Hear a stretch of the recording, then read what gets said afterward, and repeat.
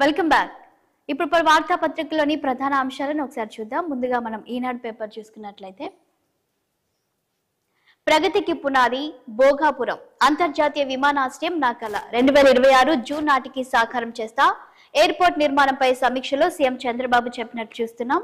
So మరో news చూసినట్లయితే, విశాఖ ఉక్కును ప్రైవేటీకరించాం, మూసివేస్తారని భయపడొద్దు, ప్రధానిని ఒప్పిస్తాం, ఆయన మార్గదర్శకత్వంలో ప్లాంట్ పునరుజ్జీవనానికి కృషి చేస్తాం, కేంద్ర ఉక్కు శాఖ మంత్రి కుమారస్వామి భరోసా ఇచ్చినట్లు ఈ న్యూస్ లో మనం చూడొచ్చు. సో ఇక మరో న్యూస్ చూసినట్లయితే, పోలవరం కట్టక ముందే ఉత్తరాంధ్రకు నీళ్లిస్తాం అని ఇక్కడ ఒక హెడ్లైన్ చూస్తున్నాం. సో అదే విధంగా మరొక హెడ్లైన్ చూసినట్లయితే, రెవెన్యూ శాఖ ప్రత్యేక ప్రధాన కార్యదర్శిగా ఆర్పిసి సిసోడియా, సో భూ పరిపాలన శాఖ ప్రధాన కమిషనర్ గా జయలక్ష్మి, రాష్ట్రంలో పెద్ద ఎత్తున సీనియర్ ఐఏఎస్ అధికారుల బదిలీలు జరిగినట్లు కూడా మనం చూస్తున్నాం. ఇక మరొక న్యూస్ చూసినట్లయితే, పిట్టలా రాలిపోతున్న గిరిజన విద్యార్థులు 2023-24లో 66 మంది మృతి చెందారు. జ్వరం బారిన పడి 12 మంది, కడుపు తల గొంతు నొప్పికి 11 మంది బలయ్యారు. ఇక నివ్వెరపరుస్తున్న అధికార గణాంకాలని ఇక్కడ ఒక హెడ్లైన్ చూస్తున్నాం. ఇక మరొక బిగ్ హెడ్లైన్ చూసినట్లయితే, రాష్ట్ర ప్రభుత్వ వాటా 10%కు తగ్గించేలా కేంద్రాన్ని కోరుతామని ఇక్కడ పవన్ కళ్యాణ్ చెప్తున్నట్టు చూస్తున్నాం. రహదారుల నిర్మాణం చేపట్టే బాధ్యత తీసుకుంటామని, అదేవిధంగా పంచాయతీరాజ్ గ్రామీణ అభివృద్ధి శాఖ మంత్రి పవన్ కళ్యాణ్ సూచించినట్లు చూస్తున్నాం. బియ్యం అక్రమ రవాణాలో ఐపీఎస్ అధికారులు అని మంత్రి నాదెండ్ల మనోహర్ వెల్లడించినట్లు తెలుస్తుంది. సో వాట్సాప్ బ్లాక్ అవుతుంది, సమస్యలను మెయిల్ చేయండి, నేను చూసి పరిష్కరిస్తానని ఇక్కడ మంత్రి నారా లోకేష్ మరొక హెడ్లైన్ చూస్తున్నాం. బ్రాండ్ చంద్రబాబుతో ఆర్థిక వ్యవస్థను గాడిలో పెడతాం, రాష్ట్ర ఆర్థిక మంత్రి పయ్యావుల కేశవ్ వెల్లడించినట్లు చూస్తున్నాం. మంత్రిగా సచివాలయంలో బాధ్యతల స్వీకరణ తర్వాత స్థానిక సంస్థలకు నిధుల పంపిణీ దస్త్రంపై తొలి సంతకం చేసినట్లు కూడా మనకు తెలుస్తుంది. అదేవిధంగా మరొక న్యూస్ చూద్దాం. ఇక నేషనల్ న్యూస్ చూసినట్లయితే, ఇద్దరూ వద్దు, అమెరికాలో బైడెన్ ట్రంప్లపై వ్యతిరేకత ఉన్నట్లు కూడా మనం న్యూస్ లో చూడొచ్చు. తొలిసారిగా అధ్యక్ష అభ్యర్థుల సంక్షోభాన్ని ఎదుర్కొంటున్న అగ్రరాజ్యం బైడెన్ అయితే గెలుపు కష్టమేనన్న నిధుల సేకరణ కర్త క్లూనీ, భారత సంతతి ప్రజల్లోనూ 19% ఆదరణ తగ్గినట్లు కూడా ఈ న్యూస్ లో మనం చూడొచ్చు. ఇక నెక్స్ట్ మరో పేపర్ చూసుకున్నట్లయితే, ఇక సాక్షి పేపర్ లో చూసినట్లయితే, కోవిడ్ సమయంలో విశాఖలోనే ఉన్నా, 8 రోజులు ఉన్న పరిస్థితిని నేనే చక్కదిద్దా, నేను గతంలో ఓడిపోయిన తర్వాత మెరిటిక్ జోన్ కి ఇబ్బందులు సృష్టించారు అని ఇక్కడ చంద్రబాబు మాట్లాడుతున్నట్లు మనం చూస్తూ ఉన్నాము. సో ఇక మరొక న్యూస్ చూసినట్లయితే, ఒక్కరికే వందనం అందరికీ ఎగనామం, తల్లికి వందన పథకంపై కూటమి ప్రభుత్వం యూటర్న్, ఇంట్లో ఎంతమంది ఉంటే అంతమందికి ఇస్తామని ఎన్నికల్లో హామీ ఇచ్చినట్లు కూడా మనకు తెలుస్తుంది. సో అదేవిధంగా మరొక న్యూస్ చూసినట్లయితే, తిరుమల క్యూలో ప్రాంక్ వీడియో, ఓ యూట్యూబర్ నిర్వాకం సోషల్ మీడియాలో కలకలం, మండిపడ్డ శ్రీవారి భక్తులు, విచారణకు టీటీడీ విజిలెన్స్ ఇప్పటికే ఆదేశం ఇచ్చినట్లు కూడా మనం చూస్తున్నాం. ఇక మరో న్యూస్ చూసినట్లయితే,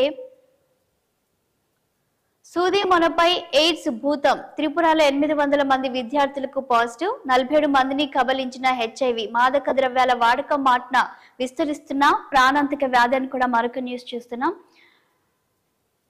పలువురు ఐఏఎస్ ల బదిలీ, సిసిఎల్ఏగా జయలక్ష్మి, స్టాంప్స్ అండ్ రిజిస్ట్రేషన్స్ ప్రత్యేక సిఎస్ గా సిసోడియా, అటవీ పర్యావరణ శాస్త్ర సాంకేతిక ప్రత్యేక సిఎస్ గా అనంతరాం. సో మరో న్యూస్ చూస్తే, విజయవాడ సిపిగా రాజశేఖర్ బాబు, 9 మంది ఐపీఎస్ అధికారులు బదిలీ అయినట్లు కూడా మనం చూస్తున్నాం. ఇక మరొక న్యూస్ చూసినట్లయితే, ఏబిఎన్ ఆంధ్రజ్యోతి పేపర్ లో చూసినట్లయితే,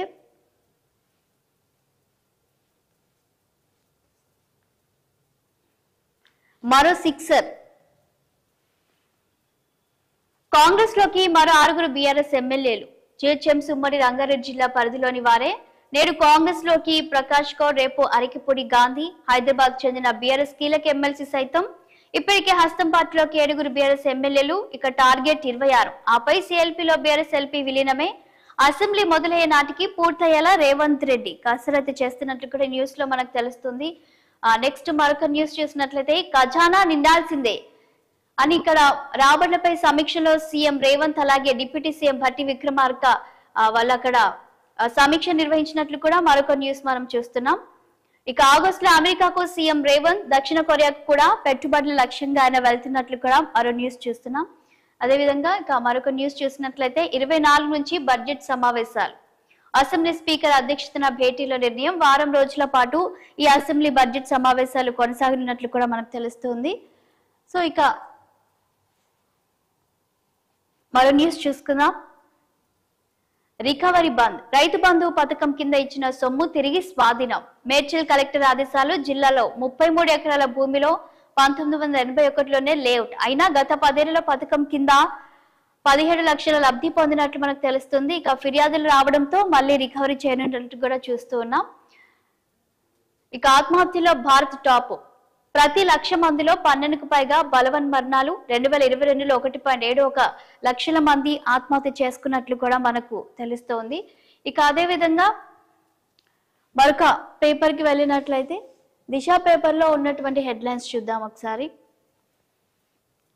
పేపర్ లీక్ బీహార్లోని ఒక సెంటర్ కే పరిమితం, విస్తృతంగా వ్యాప్తి చెందలేదు. సుప్రీంకి స్పష్టం చేసిన సిబిఐ. అదేవిధంగా ఇక విచారణ ఈ నెల 18కి వాయిదా అయినట్లు కూడా మనం చూస్తున్నాము. ఇక రివ్యూలో మాట్లాడుతున్న అసెంబ్లీ స్పీకర్ ప్రసాద్, మండలి చైర్మన్ గుత్తా. 24 నుంచి అసెంబ్లీ సెషన్స్ స్టార్ట్ అవుతున్నట్లు కూడా మనం ఈ పేపర్ లో చూడొచ్చు. ఇక మరో న్యూస్ చూసినట్లయితే మరో 6. ఇక ఇప్పటికే చాలా మంది బీఆర్ఎస్ నుంచి ఎమ్మెల్యేలు కాంగ్రెస్ కి చేరారు. ఇక మొత్తం టార్గెట్ గా పెట్టుకున్నట్లుగా మనం ఇక్కడ చూడొచ్చు. సో అదే విధంగా మరొక న్యూస్ చూసినట్లయితే బీజేపీతో బీఆర్ఎస్ రహస్య మంతనాలు అని ఇక్కడ క్వశ్చన్ మార్క్ చూస్తున్నాం. విలీనం చేసేందుక, పొత్తు కోసమా? 6 రోజులు ఢిల్లీలో కేటీఆర్, హరీష్ రావు కష్టాల నుంచి గట్టెక్కేందుకు ప్రణాళిక అని ఇక్కడ ఒక బిగ్ హెడ్లైన్ మనం చూస్తున్నాం. సో ట్యాక్స్ ఎగవేస్తే స్ట్రిక్ట్ యాక్షన్ అని కూడా ఇక్కడ మరో న్యూస్ చూస్తున్నాం. పన్ను వసూళ్లపై అధికారులు నిక్కచ్చిగా వ్యవహరించాలి.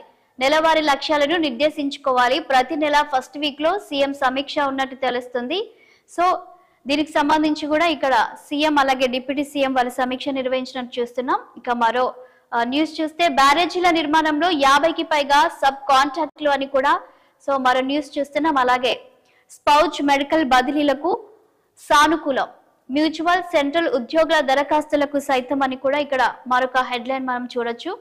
అదేవిధంగా సిరిసిల్లకు పవర్ రూమ్ క్లస్టర్ మంజూరు చేయించండి అని ఇక్కడ కేటీఆర్ లేఖ రాస్తున్నట్లు మనం చూస్తున్నాం. ఇక మరో న్యూస్ చూసినట్లయితే BRS to BJP car vote bank కమలంకు షిఫ్ట్ అన్నట్లు మరొక హెడ్లైన్ ఇక్కడ చూస్తున్నాం.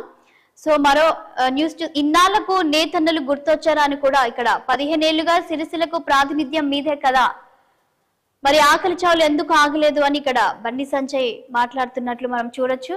నెక్స్ట్ టీడీపీ వర్కింగ్ ప్రెసిడెంట్ గా నారి బ్రాహ్మణి నియమించే ఆలోచనలో పార్టీ అధిష్టానం ఉన్నట్లు కూడా మనం ఈ న్యూస్ లో చూస్తున్నాము.